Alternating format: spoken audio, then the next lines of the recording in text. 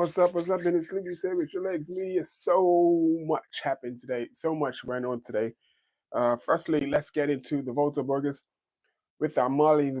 She won yesterday, and then she also won today. Today was the final stage. Today was a 9.6-kilometer time trial, and she won that by 6 seconds. Won over. Oh, sorry. Call me later. She won that by who was that? Over Juliette Labousse. So she won by 6 seconds. She was leading by 1:45 on 1 minute 45 over second place on GC. And then with the time that she gained, she added a little more time. So she didn't lose any position. She just gained more time on Elisa Longo Borghini. And then Elisa Lamborghini was actually in third place behind Yara Castellana. And she got back the time in the time trial, so she did a much better time trial than Yara Castellana.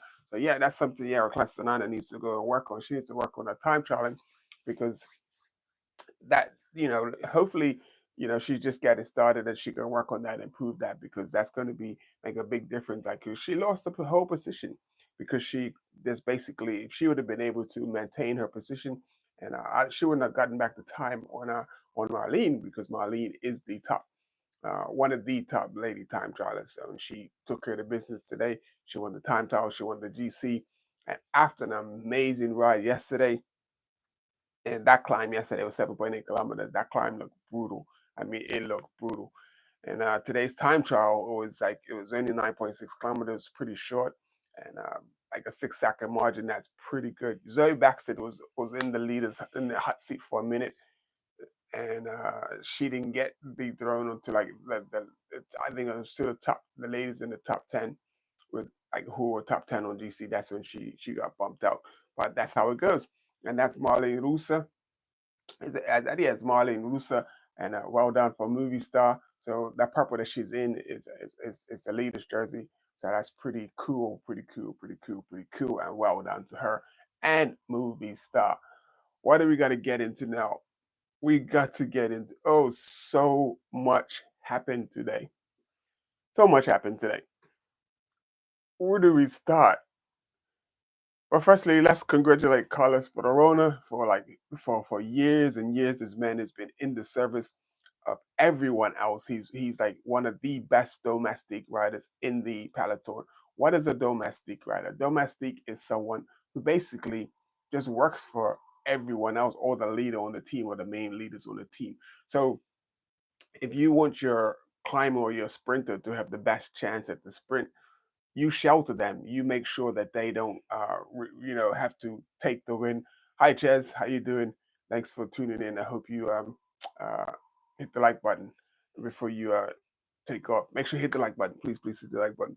But the domestique is that person. They'll go back to the car to get water bottles. If your leader needs jackets, so they're not expending extra energy. They protect them in the headwinds and ride in front of them so that they could, just save energy on all accounts in every way, shape, or form possible. And they just do so much work, and they don't get recognized.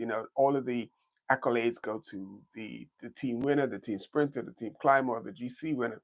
And this guy, Carlos Verona, is one of those guys that just serves everybody and takes care of everybody. So for him to get the win, it was pretty amazing, but it took forever for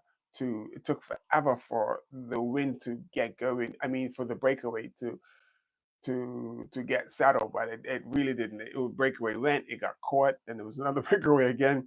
It was just full on racing today, and it was mainly because of Ineos, and it is, keeping the racing going and making the racing just on fire. The racing was on fire, and it was a strange one today because I did a little video earlier where I posted a video on Instagram basically saying, "What are UAE doing?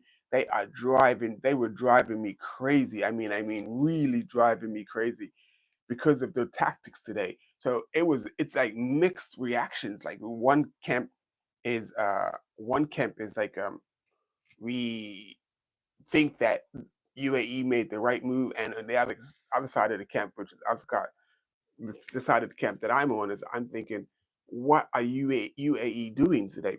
What am I talking about? So let's get into it. So basically, coming up to the on the oh going over the second to last major climb, going over the second to last major climb, what happened? Obviously it's going to get broken up. You had UAE just sort of like riding tempo on the front, not really, pressing too hard. But then Ineos Grenadiers goes to the front and just really puts it down. I mean, really puts it down to the point where it got to a point where that Egan Bernal, like it was 90 kilometers out. Like, where's Egan Bernal going for 90 kilometers out? But he just put in this seething attack that just literally, it just tore the race apart basically. And when he attacked, you had Isaac Del Toro was just right on his real, knew what was happening right away. Didn't get caught out. But then Juan Ayuso, he was actually the one that was supposed to be in the pink jersey. So Juan Ayuso came into this Giro d'Italia as the favorite for, as supposed to be like the team leader for UAE. And because so here we go, Juan Ayuso. So because Isaac Del Toro, he's just been taking like these, like he was taking seconds and everything. And this is the stage that Juan Ayuso won.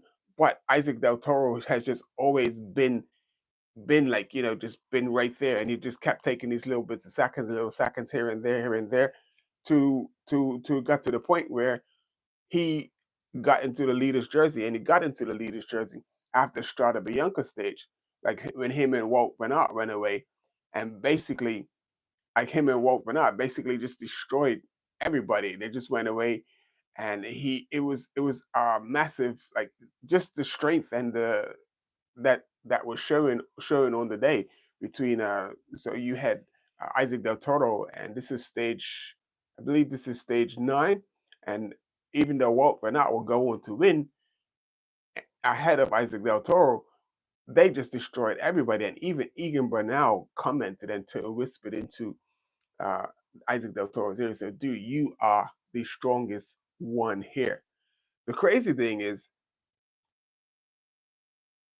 this is his first major grand tour.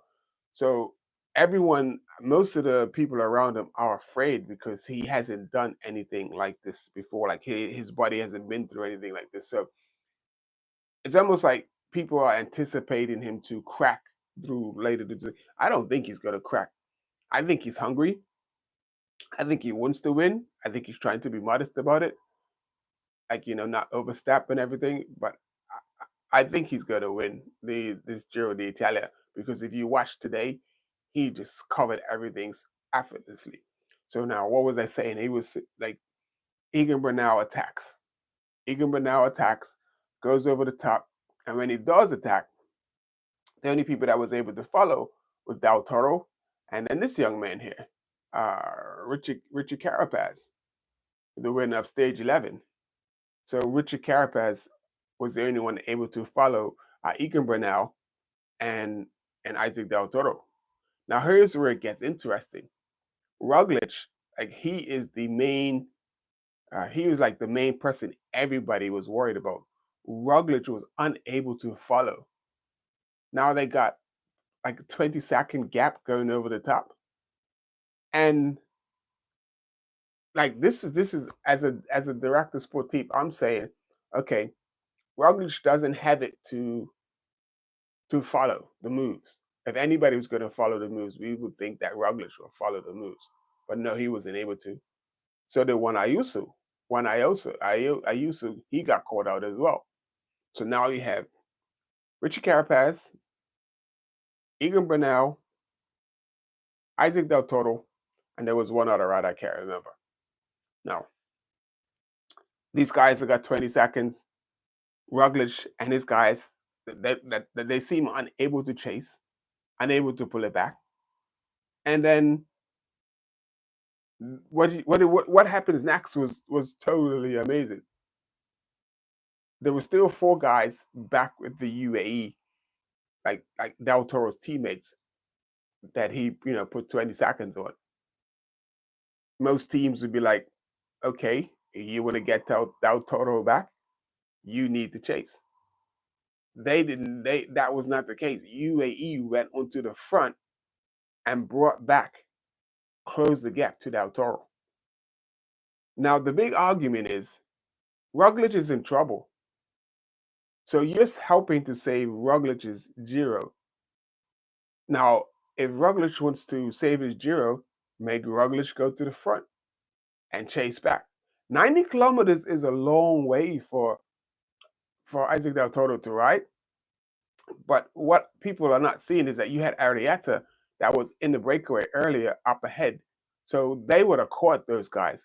So he would have had a satellite rider to ride up to link up to take some of the pressure off so he wouldn't have to ride. And that option was not played. UAE just went and chased him down.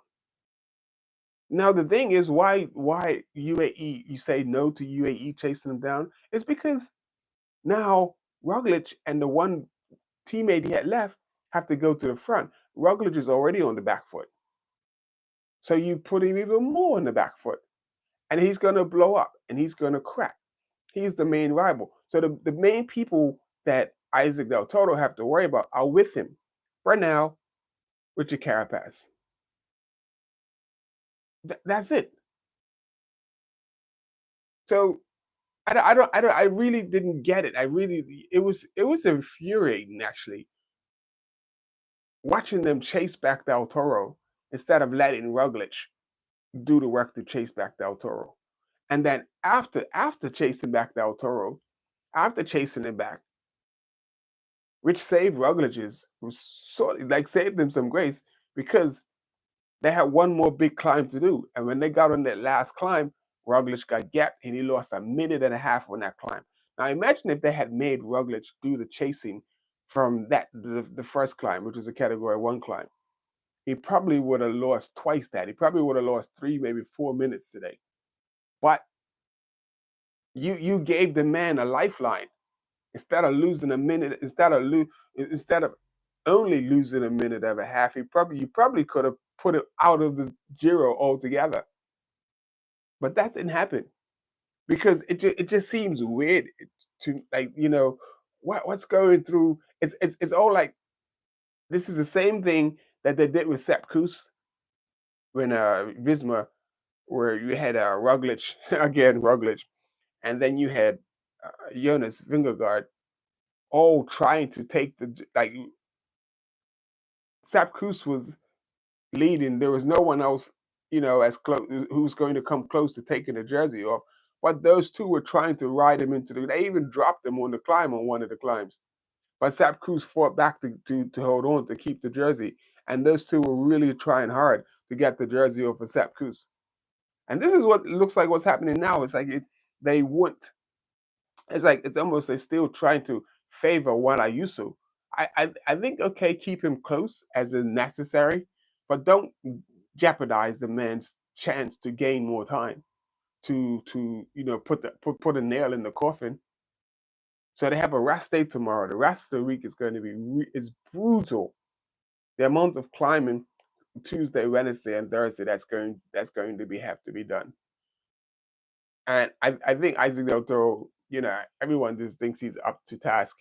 You watching him on the climb, everyone else looks like they're suffering, and Isaac Del Toro is just like, dancing on the paddles over all the climbs. So it's all to play for. Uh it got me a little heated today watching what they, the way they handled the business and the way they the way the team conducted themselves. I don't know if it was under orders or I used to getting in his feelings and feeling like he needed to be the person that was like, like he. I know I used to feels like he should be in pink, but he wasn't able to, put on the move that Del Toro did. And the crazy thing is, yesterday with that stupid, crazy crash, yesterday, I think if it wasn't for Taro to win or anything or be there, he would have got caught behind that crash. He actually, he was like right at the front and he fell over, but he only like, like he skid and then he does like keeled over slowly, but not enough to like get bikes tangled up and thing. So he got up right away and he was able to join Walt Renard in the Visma team and carry on and put more time. So they put time on Roglic yesterday, but more time on him today. He's almost 4 minutes behind. Roglic is almost 4 minutes behind. Now, I don't care how talented a climber or how strong Roglic is, but today did not look good. The reporter was chasing him, like trying to get a word from him, and he just like, he's like, he shouted like Roglic, what are you gonna say? So I'm just glad I finished. And then he just kept riding. He didn't want to stop. He didn't want to talk to nobody. He's probably pretty pissed, not happy with how the day went, and not in the shape that he thought it would be. And I thought it was a good look for Bora Hansgrohe because obviously the Red Bull are putting quite a bit of money into this team. And everyone's saying, why is Roglic going to the Giro and not the Tour? Because think about it.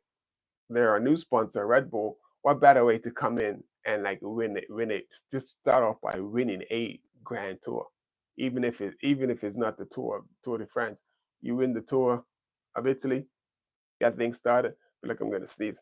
Get things started, and then you progress and you work your way from there. But Isaac Del Toro, this young man, ooh, boy, he is looking everything the business. I cannot wait until Tuesday. It's going to be super, super. Oh, sorry. It's going to be. It's just going to be off the hook. It's going to be such a tough and a hard stage, and we don't know what's going to happen. Are they going to let a breakaway get away? Is it going to be a similar thing again, like as it was today? Because today was just full on. There was they were like sprinting, attacking, and attacking from kilometer zero. It took them so long to get a breakaway established, and then when the breakaway established, it was so huge that it really didn't work. So yeah, man, I was so furious with with the way they were with the way UAE's tactics today. I don't get it. I don't understand them. I don't understand. I really don't understand what why they did what they did today. I don't understand why they didn't let that man go there and get some time. But this is. I hope this is not Visma Lisa Bike 2.0. So it's crazy. So the biggest and the most powerful team at the time, they had this issue. UAE are now the biggest and probably one of the most powerful teams of the time, and it's crazy, really crazy. I know it is. It is getting close to my bedtime, so apologies. But check out the shorts. I'm gonna start uploading the shorts daily, and yeah, man, wow. But we have to end this by saying congratulations to Carlos for the Verona. Massive win for him. Man is always in the service of others. Finally gets a Grand Tour stage win. Right? And it's Louis, Savage Legs Media. Appreciate you for tuning in. If you made it this far, please hit the like button. Please subscribe to the channel. And we'll see you on the next one. See you tomorrow. It's rest day, but we'll be here tomorrow. And I'll give you the scoop on what's going on. Ready?